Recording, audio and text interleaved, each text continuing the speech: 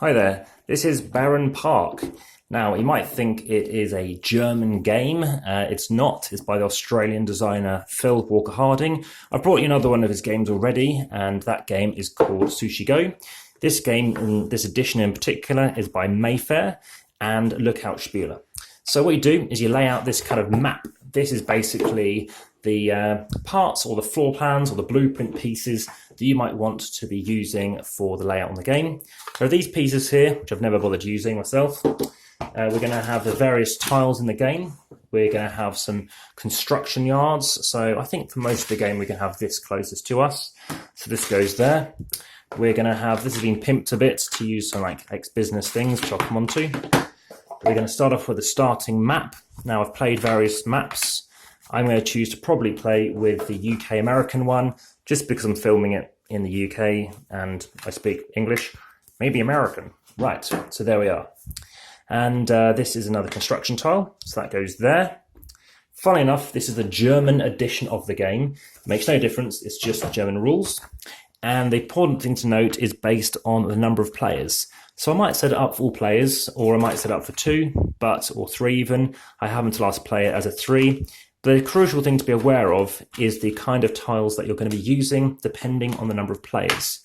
So, firstly what you do is you chuck these things out onto the locations indicated. So you have 10 there as an example, so you always have 10 here. These are different types of things you can do. The aim of the game is to get the most points. Most points is a winner.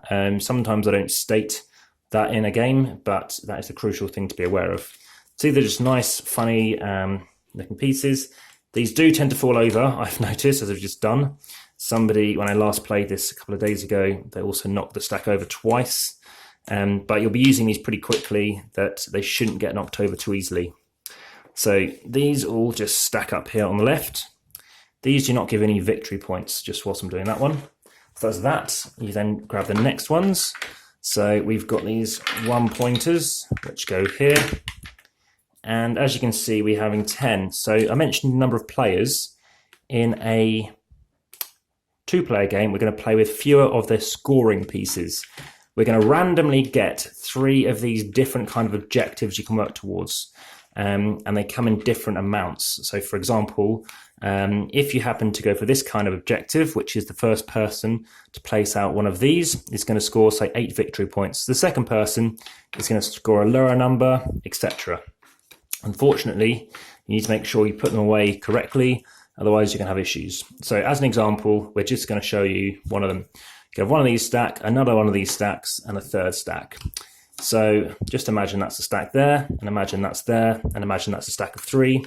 The sooner you do it, the better, because you're scoring more victory points when we do scoring at the end. The other thing to put out are these things, which are little victory points for when you complete one of your boards. So what I'm going to do is just chuck some of these out. And depending on the number of players, you're going to vary how many victory points you could be getting by completing it first. If you happen to complete your complete grid first, you'll get the most victory points of the ones available. That's important because, of course, you're trying to beat the others. So this is a game about trying to fill a park and trying to get the best things possible. So we're missing the 14 for some reason, but sure it's going to be found. There it is, it's in the box. Let me just try and carefully do it. So these go here, 11 and 7. So you're going to get them when you complete your thing. We now need to chuck out these on, which will take a few minutes. So it's a good indicator of this video of what we need to do. Chuck on the 9. We need to do them in descending order. So you've got 3 here. You've got a 5 here, an 8, an 8, and as you can see, the bigger value ones are generally bigger tiles as well. So you're filling up more of your board, which is another benefit. So already I'm starting to think about strategy and how you want to do something. Now, these tiles do have colours on them, so you tend to stick them in the right respective orientation, and they do match up. So I know that this kind of one here is going to be over here, and it is... let's see what it is. It's a 7, so we know it's over this section. And I can't seem to find it now. There it is. I'm being distracted by bears. So you keep chucking these things out. You've got a 5 down here.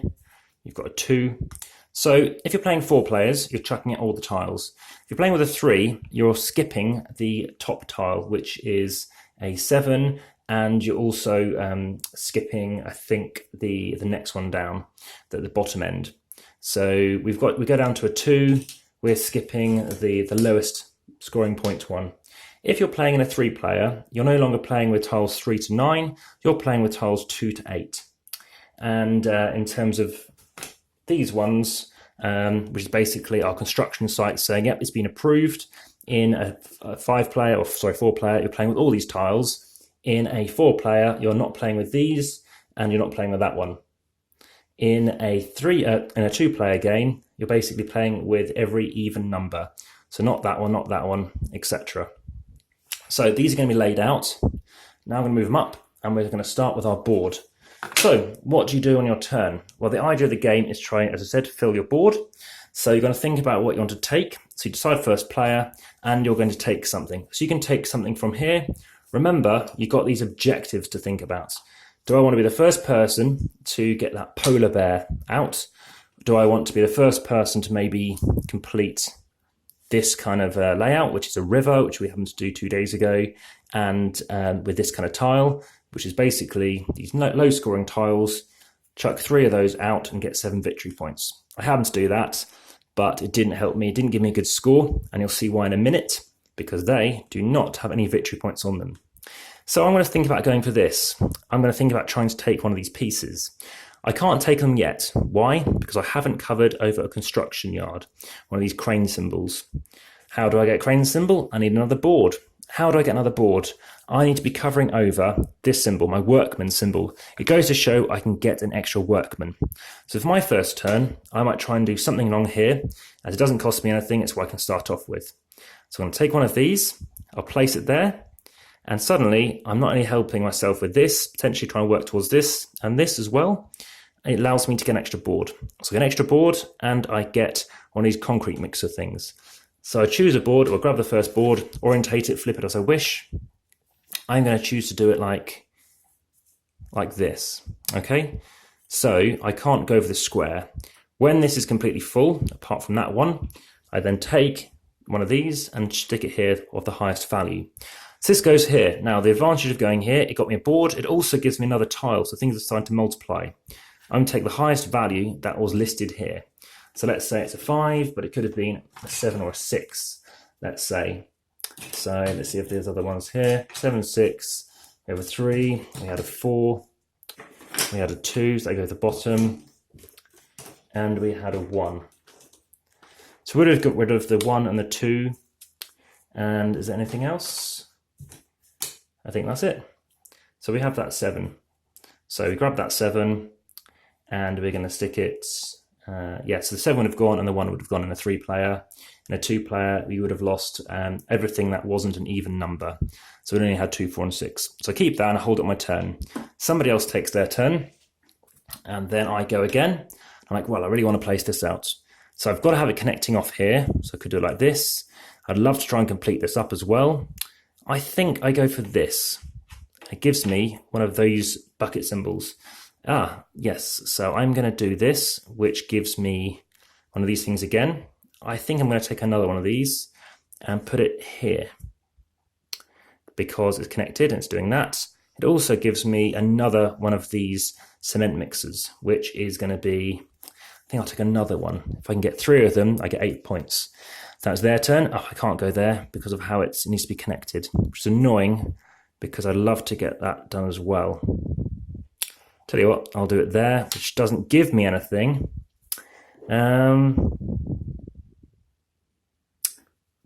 Let's just choose to do what I said I'll do. Let's just do that and not focus on this. Okay, so now I've got this, and that's going to give me 6 victory points. They take a turn, now it's my turn, and I'm going to go. See, now the tricky thing is I can't, it's harder to fill this grid. I'm going to try and get the square, so there'll be squares here as well. So let's say we're playing it even player count, that'll be the top thing I'd see. I'll play this here, I get 2 cement mixers and a construction yard. So I get another cement mixer, another one of them, and I happen to get something here. I'll take this. Someone else takes their turn. I chuck this down. I get another thing here. Consider these things. Let's go for a long one. They take their turn. I do this. I've completed it before anyone else. I take 15 points, put it there. They take a turn. It's my turn. I chuck this down. I maybe was the first person to lay this down. I get 8 victory points at the end of the game as well. They take their turn. I chuck this down, which gives me another thing. Then it's their turn. Then I go again. And suddenly I can get another piece.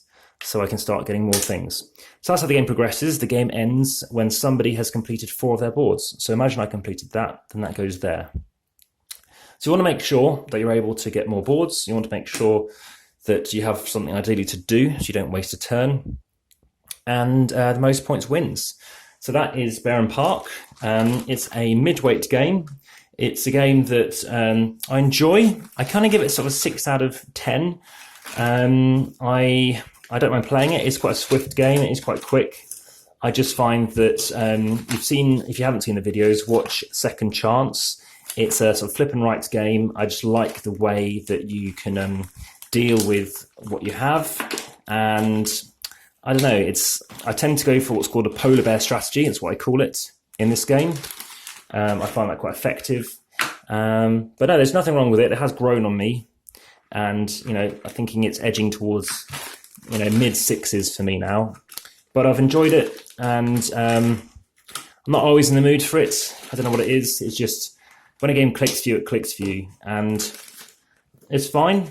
And I wasn't in a rush to play this when I first played it. I think I prefer not Cottage Garden. I probably prefer Indian Summer, and then I prefer the final one even more, Spring Meadow. But it does the job. I think it's very popular. It's one of the highest rated sort of polyomino games, so it's worth checking out. And yeah, this is slightly fiddly again, having to put these away, I think, compared to the other ones, probably because of the fact you do need to have everything in one location. So this is going to be awkward to try and get in here now, to be honest, as they are too big. Maybe those ones don't go in here either. Oh, they go there. So it's a smallish box, so it gets the job done. But I might have to put these into different things. But he has done an expansion for this as well, called Bad News Bears. He's been a very popular artist, designer. And I think credit to him, he's done some good things. And what I'm just curious about is how to get the rest of these things in here too. But what went in must return to its location. Artwork, the board, it's quite a nice size as well. Not too big. I'm going to try and fit all of these counters in here too as well. Lots of pieces. What I liked about, say, Cottage Garden and the rest is you can just chuck them all in loose, and they seem to be quite effective. You don't need to worry about grabbing too many pieces. How on earth these are all meant to fit in here, I've no idea. There's a 16 token piece as well, in fact. That should go in there too. I know that goes in this bag. So each time you play, you can choose the nationality, obviously, of the Barenpark. And what is quite cool is the name of that park is based on the language it's coming from, which is pretty cool. There is an expert variant, which I'll let you discover if you're interested. But if you are interested in having a bit more information about this game, please do put it in the comments. If you like the video, please hit the subscribe or hit the like button, and hit the subscribe button as well if you're more than happy to be receiving any more videos. I tend to record to make sure that they're uploaded on a evening or basically nighttime in the UK. So if you like what you see, more than happy to hear from you guys, and hopefully you like this. So, price is quite reasonable. I think it's holding its value pretty strongly now. I think it's around, in the UK at least, the £20 mark. When you do put these things together, you need to remember to make sure the lids are the right ones as well. I think going for these kind of things, as good as they are, sometimes I'm a bit of a fan of just using bags, to be honest. as packing it away can take a considerable amount of time compared to just tossing it all in. But it looks like they all pretty much go in now. They do. They're in there. These are the starting things, and this one off. Just grab it in there too. And we still have the weighing to do. I know this isn't too heavy. Oh no, this is becoming farcical. Right, is this all going to go in? It kind of will. When there's a will, this can go in that one.